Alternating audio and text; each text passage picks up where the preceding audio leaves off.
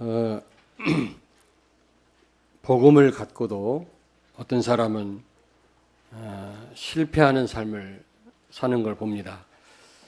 왜냐하면 복음을 깨달았고 복음을 갖고 있음에도 불구하고 예수가 그리스도구나, 모든 문제 해결자구나, 이 답이 나왔음에도 불구하고 삶이 복음적이 아니기 때문에 그렇습니다.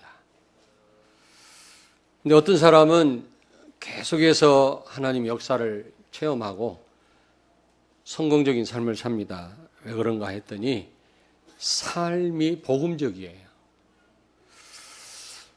오늘 말씀에 보면 우리는 이 다윗처럼 복음을 갈망해야 됩니다. 미리 말씀드리자면 다윗이 복음을 갈망하는 사람이었거든요. 언약궤에 대해서 관심이 많은 사람이었거든요. 그래서 기럇 여아림에 있었던 그 아비나답의 집에 있었던 그 언약궤를 예루살렘으로 옮기는 일을 왕이 되자마자 한 겁니다. 그 말은 그만큼 예수 그리스도를 상징하는 그 언약궤에 대한 그 갈망이 있었다라는 거죠. 그런데 그 언약궤를 옮기는 방법이 잘못돼 가지고 큰 실패를 보게 됩니다. 우리는 분명히 복음이 맞는데 우리 삶은 그렇지 않거든요. 그렇다고 해서 저나 여러분이 100% 복음적인 삶을 살 수 있는 건 아닙니다만, 그래도 복음을 가진 자들로서 복음적인 삶이 있어야 되는데 그런 삶이 없음으로 말미암아 우리가 응답 못 받고 실패한다면 얼마나 억울한 일이겠습니까? 다윗은 예루살렘으로 법궤를 옮기는 이 중요한 일을 했는데요. 그걸 볼 때 분명히 복음을 갈망했던 사람이다. 그래서 어제 메시지 나왔습니다만 복음 DNA다. 지난번에 목회대학원에 가니까 그 말씀 하시더라고요. 우리 세포가 너무 잡동사니로 되어 있다는 겁니다. 우리 DNA가. 이거를 복음 DNA로 바꿔야 된다는 겁니다. 우리가 세포로 되어 있잖아요. 우리 몸이요. 가장 작은 그 세포를 이루는 요소가 DNA라고 그러거든요. 근데 이 DNA가 복음 DNA로 바꿔야 된다는 겁니다. 쉽게 얘기하면 복음으로 각인돼야 된다는 거죠. 다윗은 너무 그 복음을 갈망했던 사람이기 때문에 복음 DNA가 아닌가 그렇게 생각을 합니다. 그런데 여기에 나오는 오늘 여기 3절입니까? 3절에 보니까 그 이스라엘 초대 임금 사울은 이 언약궤에 대해서 관심이 없었던 사람입니다. 언약궤 앞에서 하나님께 묻지를 않았어요. 그러니 결국 실패할 수밖에 없었던 거죠. 그러니까 복음에 관심이 없었던 사람입니다. 언약궤는 하나님의 말씀을 상징하고요. 복음을 상징하는 겁니다. 언약궤는. 그렇게 하시면 됩니다. 여기 3절을 같이 읽겠습니다. 우리가 우리 하나님의 궤를 우리에게로 옮겨오자 사울 때에는 우리가 궤 앞에서 묻지 아니하였느니라 하매. 복음에 관심이 없었던 사람. 사울은 망했지 않습니까? 그의 나라가 무너진 것입니다. 그런데 이렇게 복음을 갈망했던 다윗이었지만 그의 삶이 복음적이 아니었습니다. 여기 오늘 7절에 보니까 언약궤를 기럇 여아림에서 옮겨올 때 예루살렘으로 소가 끄는 수레에 실어서 옮겼다고 그랬어요. 이거는 블레셋 문화입니다. 하나님은 분명히 민수기 4장 15절에 레위 지파 사람 가운데 고핫 자손들이 이 언약궤를 운반하게끔 되어 있어요. 그리고 어깨에 매도록 되어 있는 겁니다. 하나님이 그렇게 지시를 했어요. 하나님의 임재를 상징하고 복음을 상징하는 이 언약궤를 어떻게 운반을 해야 된다고요? 레위 지파 가운데 고핫 자손들이 어떻게? 소에다가 소가 끄는 수레에 실어서? 아니죠. 가마처럼 어깨에 메고 운반하도록 그렇게 지시를 하셨는데 지금 이 언약궤를 소가 끄는 술에 실어갖고 운반을 했거든요. 이거 너무 잘못된 겁니다. 그리고 소가 그 언약궤를 운반하는 가운데 왜 그랬는지 몰라도 막 흥분해가지고 막 이게 뛰니까 그걸 누가 붙잡았다 그랬죠? 아비나답의 아들 우사가 그걸 붙잡은 겁니다. 아니, 언약궤가 술에서 바깥 그 땅으로 굴러 떨어지면 안 되지 않습니까? 그래서 그걸 그냥 붙잡은 거예요. 그 자리에서 직사했어요. 왜냐? 우사는 레위지파 사람이 아니기 때문에. 그 우사의 집에, 아비나답의 집에 20년 동안 그 언약궤가 있었거든요. 그래서 너무 가까이 있어서 늘 보다 보니까 가볍게 생각했던 것 같아요. 여러분이 늘 복음 듣다 보니까 뭐 그런가 보다. 그러면 큰일 나는 겁니다.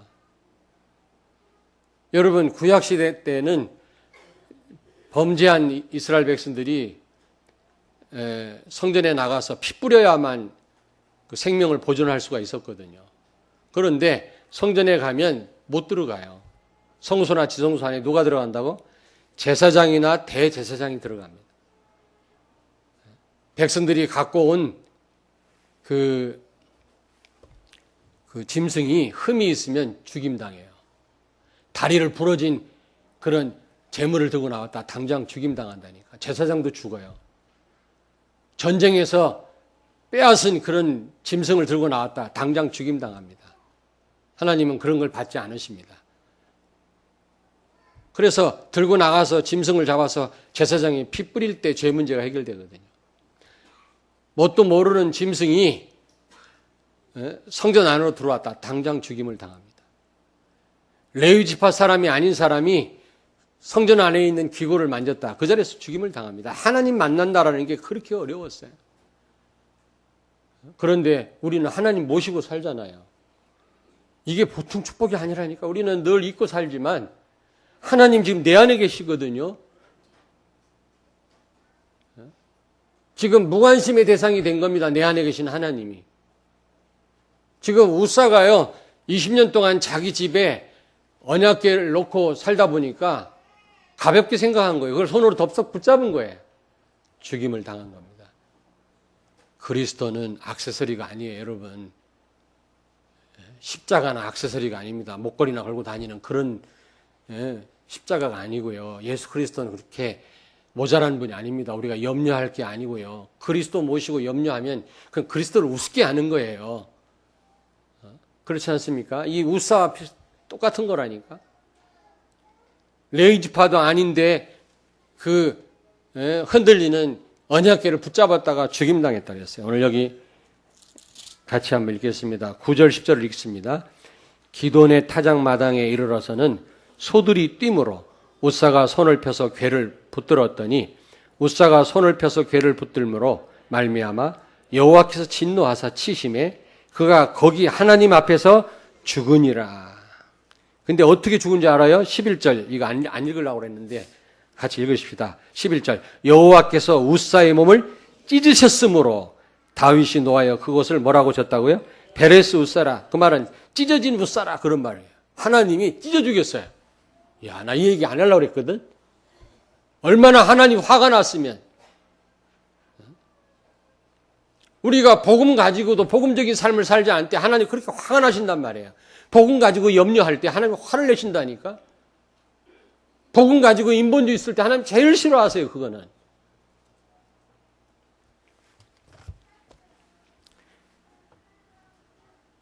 민수기 4장 15절을 보니까 레위지파만 그 언약궤를 만지게 돼 있고 그리고 그 가운데 고핫 자손만 어깨에 짊어지고 운반하게 돼 있는데 이걸 다 어긴 겁니다.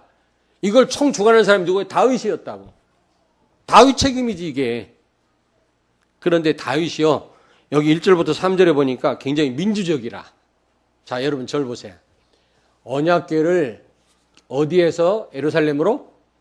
기앗 여아림에서 예루살렘으로 옮기는데 사실은 블레셋 사람들한테 뺏겼잖아요. 창피스럽게. 전쟁터에 나갈 때 이 언약궤 들고 나가면 레이저 광선이 나가서 블레셋 사람을 다 죽일 수 있다고 생각하고 들고 나갔다 뺏겼다니까. 우리가 그리스도의 비밀을 모르고 말이지 우리가 신앙생활하면 그런 사단한테 당해요, 여러분. 제대로 알고 신앙생활을 해야지. 뭣도 모르고 신앙생활하는 사람들이 얼마나 많습니까? 그런데 언약궤 뺏겼는데 하나님 스스로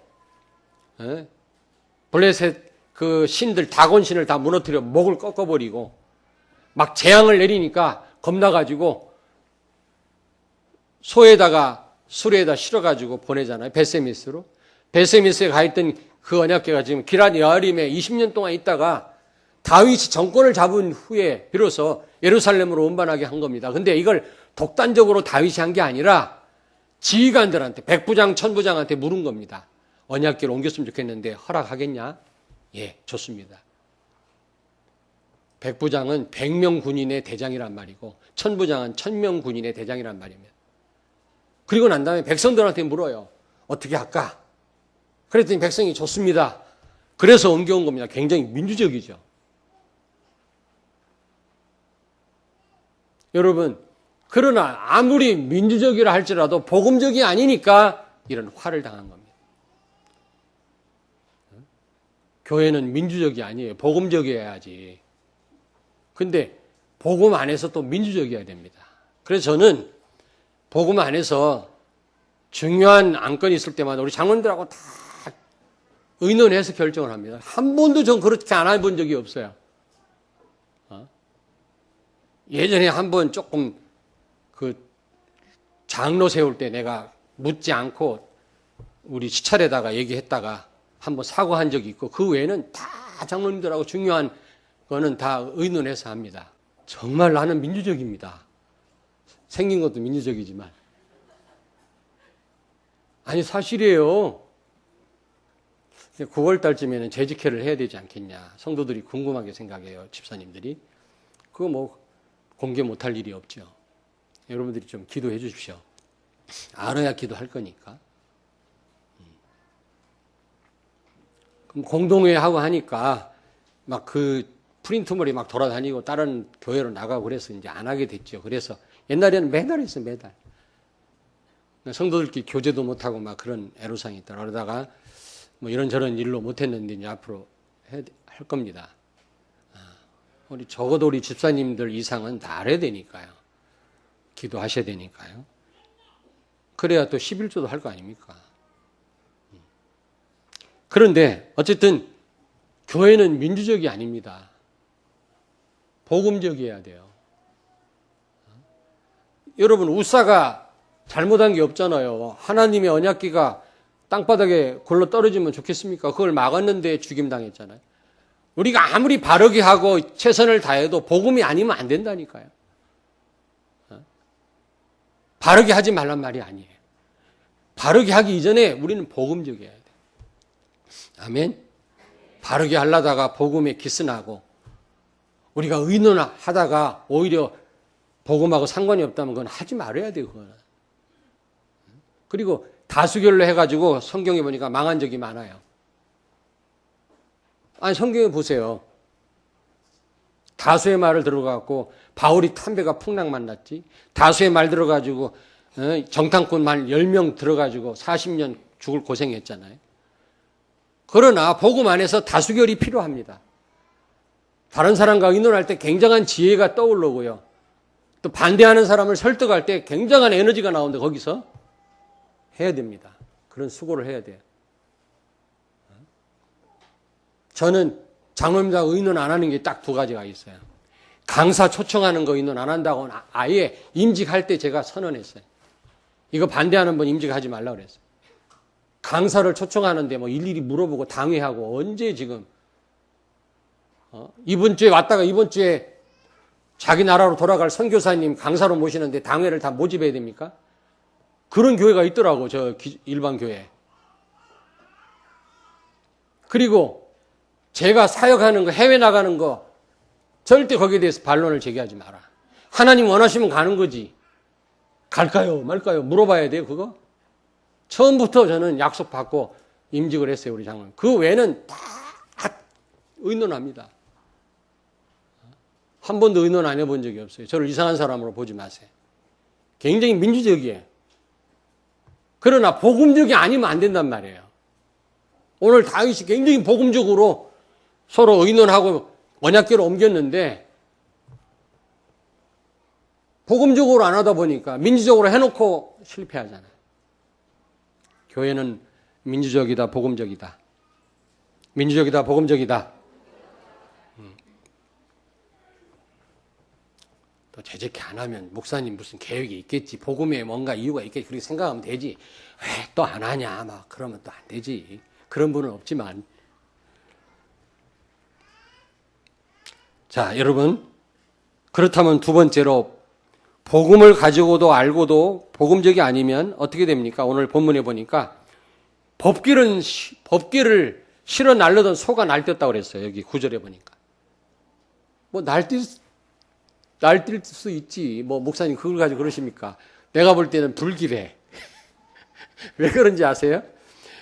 블레셋 땅에 빼앗긴 언약궤가 나중에 베세메스로 돌아올 때 소에 실어서 돌아왔는데 그 소가 어떤 소냐? 암소예요. 젖이 부른 송아지를 간 낳은 송아지에게 젖을 빨려야 되는 그 암소인데 송아지가 그렇게 맹맹거리고 울고 쫓아와도 젖을 물리지 않고 앞만 보고 언약궤를 실어 운반했다고 돼 있어요. 성경. 왜냐? 하나님의 언약궤니까 말 못하는 짐승이라 할지라도 뭔가 최선을 다해서 운반했죠. 조심스럽게. 근데 오늘 소는 날뛰었다고 그랬어요. 뭐가 달라요? 복음적이지 않으니까 이런 일이 벌어지는 거예요. 그러다가 우사라고 하는 사람, 아비나답의 아들 우사가 죽임당하잖아요. 그것도 하나님이 찢어주겠다.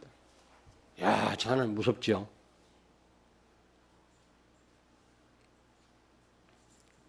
그리고 12절을 같이 읽습니다. 12절. 그날에 다윗이 하나님을 두려워하여 이르되 내가 어떻게 하나님의 궤를 내 곳으로 오게 하리요 하고. 다윗은 자기 왕궁 옆에 하나님의 언약궤를 갖다 놓으려고 했었어요. 물론 그때는 이제 성전이 없었죠. 장막을 져놓고 거기에 모시려고 했는데 우사가 죽는 걸 보고 두려워가지고 누구네 집으로 보냈다고? 오벤에돔의 집으로 보냈어요. 두려움에 사로잡혀서. 여러분, 우리가 복음 가지고도 복음적인 삶을 살지 않으면 늘 쫓기는 삶을 삽니다. 두려움 속에서. 우사가 죽어나갔던 이런 응답커녕 이런 어려움들이, 이런 문제들이 우리 삶을 자꾸 엄습해 온다는 사실 기억하셔야 돼요. 자, 그래서 세 번째로, 그러면 복음적인 삶이란 어떤 삶이냐? 첫째로 시작도 십자가의 복음이어야 됩니다. 과정도 복음이어야 되고요. 끝도 복음이 되어야 됩니다. 마무리도. 다시 말하면 우리 시작이 십자가의 복음이어야 됩니다. 십자가의 복음이란 말이 무슨 말이죠? 제가 계속 강조하잖아요. 우리는 예수님이 지신 십자가만 알지 내가 십자가에 죽었다는 사실을 몰라요. 예수님이 십자가에 달려서 모든 문제 끝냈대. 아멘, 할렐루야. 이러고 여전히 나는 살아있는 거 있죠. 여전히 내주장하고 걱정하고 염려하고.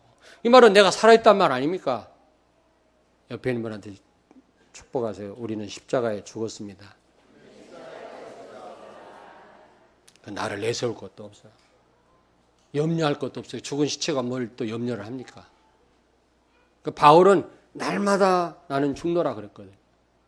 날마다 자기를 내려놓은 겁니다. 부인한 겁니다. 그러니 바울이 가는 곳마다 역사 일어날 수밖에 없는 거예요. 여러분이 죽어야 산다라는 이 원리를 모르십니까?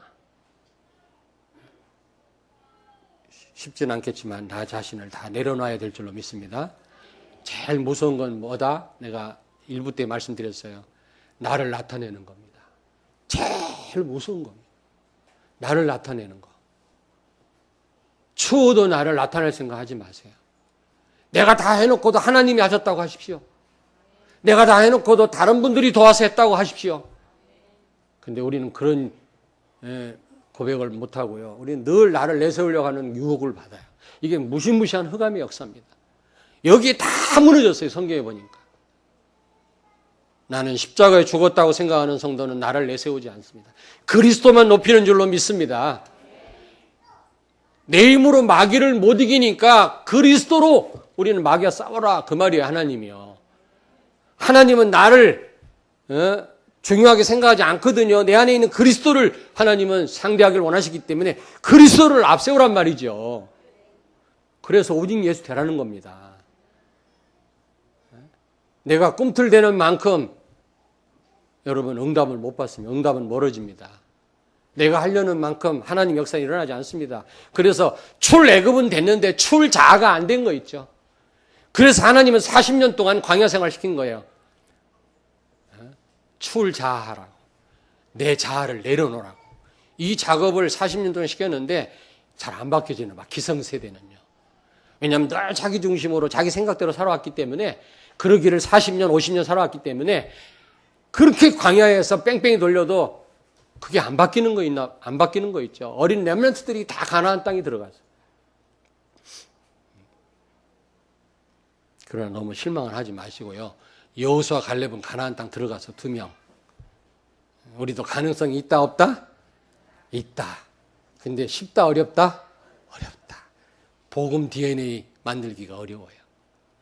너무 우리 DNA는 복음하고 상관없는 세포로 되어 있기 때문에 이거 바꾸기 어렵다. 여러분 예배 2번만 놓쳐봐요. 벌써 그냥 까맣게 잊어버려요. 시작이 십자가의 복음이어야 되고 과정은 성령의 인도해야 됩니다. 그리고 우리 마무리는 복음적인 열매를 맺는 것입니다. 열매는 내가 맺는 게 아니라 맺혀지는 거예요. 내가 복음적인 삶을 살면 열매는 따라오는 것입니다. 마태복음 3장 8절에 보니까 회개의 열매, 갈라디아서 5장 22, 23절 보니까 성령의 9가지 열매, 사랑, 희락, 화평, 오래 참음, 자비, 양선, 충성, 온유, 절제, 그리고 열매 중 열매, 전도의 열매를 우리는 맺어야 되는 겁니다. 우리가 신앙생활 제대로 한다고 했는데 열매가 하나도 없다. 이거는 복음적인 삶을 살지 않아서 그렇거든요. 정말 우리가 과정도 성령의 인도고 시작도 복음이고 그렇다면 이런 열매를 맺게 되어 있어요. 그래서 그 마태복음 7장 17절에 열매를 보고 그 나무를 안다고 그랬어요, 여러분. 자, 저를 보세요. 우리 삶을 보면 그 사람이 복음적인 삶을 사는지 안 사는지 알 수 있단 말이에요. 정말 복음을 제대로 누리는 사람인지 아닌지 알 수 있다는 거죠.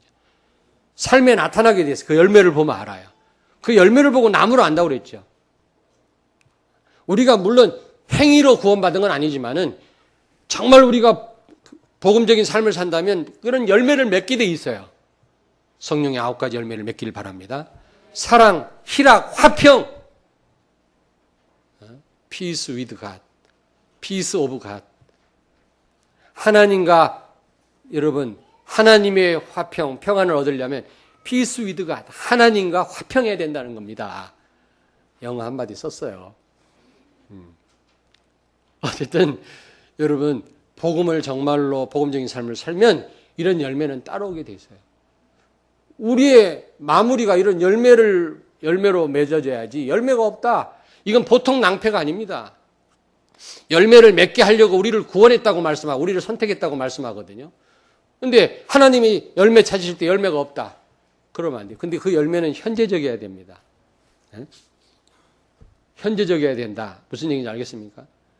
우리 이경희 원사님이 우리 박형규 장로님한테 당신 학생 때 멋있었네. 여학생들한테 인기가 좋았겠어. 사실인가? 별로야? 고등학교 때 멋있었네. 그런다면 욕이에요? 칭찬이에요? 그건 욕이지. 학생 때 멋있으면 뭐예요? 지금 학생 때도 멋있었지만 지금 우리 박형규 장로는 참 멋있네. 이경희 권사님 그래야지. 옛날에 멋있었는데 지금은 아니야. 그 말이거든요.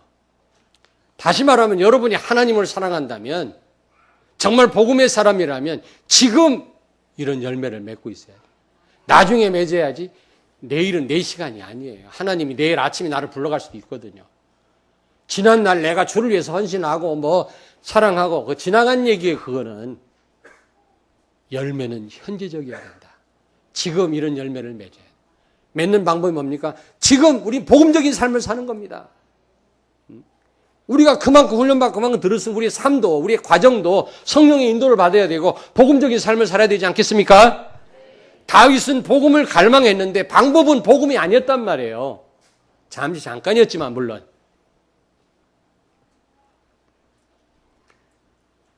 체육대 하는 걸 내가 가만히 봤어요. 시작도 서로 의논해가면서 아주 즐겁게 준비를 하시더라고요. 은혜스럽게. 또 체육대회 날 딱 너무 재밌더라고요. 아주 즐겁게 성도 뛰는 것만 봐도 저는 배가 부르더라고요. 마무리도 평가도 잘 하시고요. 평가된 걸 저 내놨더라고요. 보니까 은혜스럽게. 이래야지. 체육대 준비하면서 싸우고, 체육대 하면서 발로 차고, 삐지고 시험 들고, 또 체육대 끝난 다음에 또 시험 든 사람 나오고. 하지 마요, 그럼. 하지 마. 그렇게 하는 거 하나님 원치도 않아요. 무슨 얘기인지 아시겠습니까? 우리는 시작도 복음이고 과정도 복음이어야 됩니다. 끝도 복음이어야 되는 줄로 믿습니다. 저는 이 우사가 죽은 사건을 보면서 그런 생각이 들더라고요. 그래, 내 말년이 정말 복음이어야 되지 않겠냐. 노망 들려가지고 말이지 이상한 짓이나 하고 그렇게 인생 끝내면 되지 안 되는 거 아니냐. 정말 복음으로 시작하고 복음을 증거하다가 복음을 누리다가 정말 아름다운 열매를 맺고 하나님 앞에 서야 되지 않겠냐. 내 인생이. 그런 생각을 해봤습니다, 여러분. 연세 같은 분들은 노년을 준비하셔야 돼요. 세상적인 근심은 우리를 추하게 만들어요, 얼굴을요. 근데 하나님을 향한 근심 우리를 빛나게 한다고 그랬어요. 아멘? 얼굴 보면 대충 알아.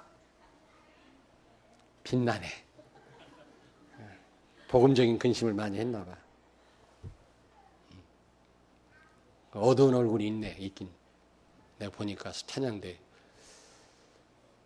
여러분, 다른 거 근심할 거 없어요. 복음에, 어떻게 하면 복음 드리고 복음 증거하겠냐. 이거 고민하면 되거든요. 자, 어쨌든, 네 번째입니다. 오벤 에돔이 받은 축복이 뭐죠? 14절을 같이 읽습니다. 하나님의 궤가 오벤 에돔의 집에서 그의 가족과 함께 석 달을 있으니라. 여호와께서 오벤 에돔의 집과 그의 모든 소유에 복을 내리셨더라. 아멘. 오벤 에돔은 어떤 사람입니까? 레위 지파예요. 고앗 자손이에요. 그 집에 언약궤가 가 있어서 3개월.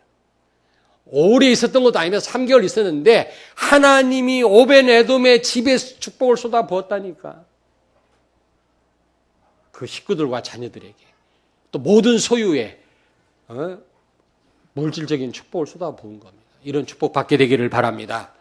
우리가 복음일 뿐만 아니라 복음적인 삶을 산다면 하나님이 이런 축복을 쏟아 붓게 되어 있어요. 아멘. 결론입니다. 역대상 15장 1절 2절을 같이 읽습니다. 바로 옆에 15장 1절 2절을 같이 읽습니다. 다윗이 다윗성에서 자기를 위하여 궁전을 세우고 또 하나님의 궤를 둘 곳을 마련하고 그것을 위하여 장막을 치고 다윗이 이르되 레위 사람 외에는 하나님의 궤를 맬 수 없나니 이는 여호와께서 그들을 택하사 여호와의 궤를 메고 영원히 그를 섬기게 하였음이라 하고. 이제 깨달은 거예요. 자기가 잘못했음을 복음적인 방법이 아니고 인간적인 방법을 썼음을 그는요 깨달은 거예요. 13절을 읽겠습니다. 13절. 전에는 너희가 매지 아니하였으므로 우리 하나님 여호와께서 우리를 찢으셨으니 이는 우리가 규례대로 그에게 구하지 아니하였음이라 하니. 아멘. 어떤 사람은 복음이라 하면서 교회 일에 협조를 안 해요. 여러분, 교회화가 응답의 첫째 조건입니다. 굉장히 중요합니다. 반드시 어느 날 한계 옵니다. 교회를 사랑하지 않고. 그건 복음이 아니거든요. 모든 일에 동참해야 돼. 주일 오후 되면 점심 먹고 나면 막 그냥 사찰 집사님이 없어서 막 청소하는 분들 보면 막 땀 흘리고 막 양복에 막 뭐가 묻고 막 그런데도 땀 흘리며 일하시는 분들 봐요. 참 고맙고도 미안하고 참 감사하구나. 교회를 저렇게 사랑하시는구나. 부엌에 가보니까 막 여름에는 난리라 난리. 그런데도 애쓰시는 분들 보면 우리가 맛있게 먹으면서 대화하고, 우리 청년부에서 지난번에 그 식사 대학 청년부에서 대접했잖아요. 하고 난 다음에 하는 말이, 이렇게 우리 집사님들이, 권사님들이 이렇게 애쓰고 수고하는 줄 몰랐다는 거예요. 그래서 다음에 한 번 더 한다네? 기대하시라. 언제 하는지 몰라도 다음에 한 번 더 한다고 그런 말이 들리더라고요.